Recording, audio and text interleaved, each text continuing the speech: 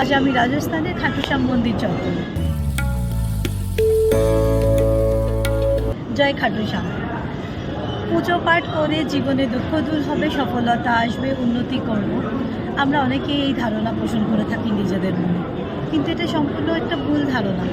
পুজো আসে ভক্তি থেকে, শ্রদ্ধা থেকে, ভালোবাসা থেকে।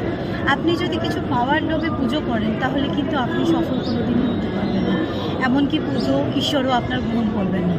কারণ যত জীবনে দুঃখ আসবে, যত কষ্ট আসবে, যত বাধা আসবে, সবসময় ভাববেন যে ঈশ্বর আপনার সঙ্গে আছে, আর এই সময়টা ঈশ্বর আপনার পরীক্ষা নিচ্ছেন। কারণ যখন আমরা ছোট ক্লাস থেকে উপরের ক্লাসে উঠি তখন কিন্তু আমাদের পরীক্ষা দিতে হয় এবং কঠিন থেকে কঠিনতম পড়াশোনা করতে হয়, তবে কিন্তু আমরা উঁচু ক্লাসে পড়তে পারি।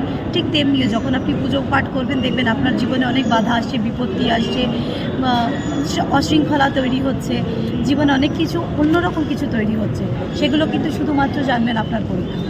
ভালো থাকুন, সুস্থ থাকুন।